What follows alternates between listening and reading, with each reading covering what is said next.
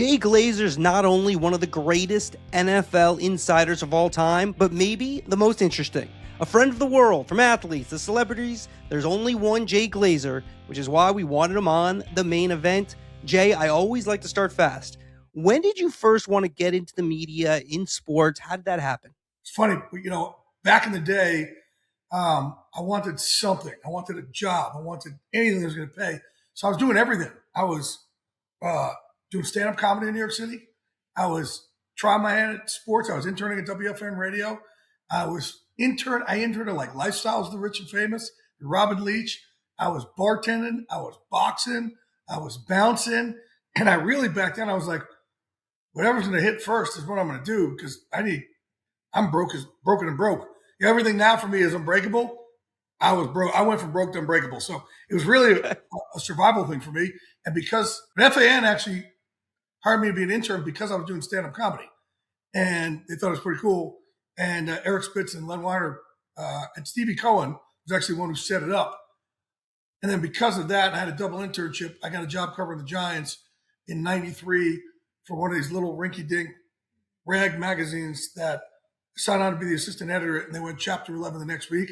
And I just kept it because it was just experience. And with that came New York One TV. They needed a giant reporter every Friday night at midnight. And my salary for that was a car service. We got to get deeper into all of this, your amazing career and everything. We're presented by WSC Sports, AndrewMarchand.com to listen to the whole podcast. So wait, stand-up, how good were you? Were you like Sebastian Maniscalco, Seinfeld? What was the style here? No, they're great. Here's the thing for me. I did a few, and I did actually, the first time I ever did it was a Boston Comedy Club in Greenwich Village in 1989, and the MC was Jay Moore. But there were like big names who were doing it back then, like Dave Attell and Kevin Brennan. And I was actually doing it also because I was doing these open mic nights, and I think you won like $30 or $30, $50, something like that. And I needed any money I could. So I was entering these and I was winning them over and over and over. And then with that also, you got to come in as like a real comedian. And maybe, I don't remember how many times I do it, but I do it a few times, and then I go in one time, and the guy before me was horrific. He was terrible. And the light came on for him to get off, and he was like, I'm going to keep going. I'm just going to keep going and keep going. And man, he just kept tanking and tanking and tanking. And by the time he finished, the entire place got up and left as I was walking up on stage. And right then and there, I realized this isn't for me. It's not for me because I can't control it enough.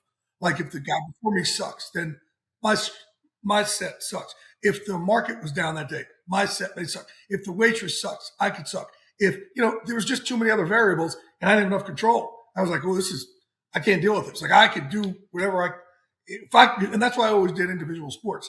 I can control my work ethic and what I put in.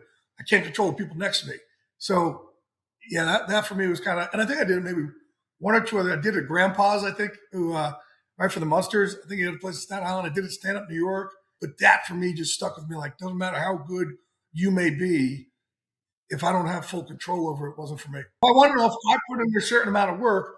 It's like the first time I ever walked in that giant locker room. I tell people this. Like, I had no experience. I had no education, really. I got kicked out of my first college midway through my second semester. Westchester University of Pennsylvania. Went down to box for them.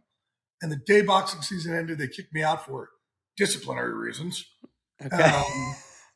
And went back home to Jersey, started doing Jersey stuff. And then go to Pace College, downtown Manhattan. Lived down there because it's the cheapest place to live. And so I didn't really and it was an accounting school. I just went because it was cheap living. And so I had no education, no experience. But I walked in that giant locker room. I'm like, man, how could I be different? And what I know how to do is grind and just go that way. So I said, man, first thing, I could be different. If everybody else there works 40 hours a week, I'm not going to outwork them by a little. I'm going to go 100 hours a week. So not a little, not 45 hours, 100. Yeah. And outwork them. But as a result of that, I couldn't get another job to pay my bills. So that, and I also said, man, how could I be different? Well, I thought back then, this was 93, reporters used their pen as a weapon. I said, I'm going to start relationships. And back then, it was forbidden. It was taboo. right? No, you can't have relationships with anybody. I'm like, well, this is, first of all, not take ourselves too seriously. We're not covering the Middle East. Okay, we're covering football. And I started relationships, and I got murdered for it from all the other reporters for a long time. You're not objective. I said, I don't think you guys are objective because they don't give you a story. You kill them. So we went like this for a long time. But my point is, I knew if I'm in control and I could outwork the world and I could be different, eventually it'll pay off. To listen to the rest of the podcast, andrewmarchand.com, twice a week. Marchand Mina Perel on Tuesdays, the main event on Thursdays, and some great guests recently. Mike Vaccaro, we have Drew Esikoff coming up soon. So stay with us with that, andrewmarchand.com.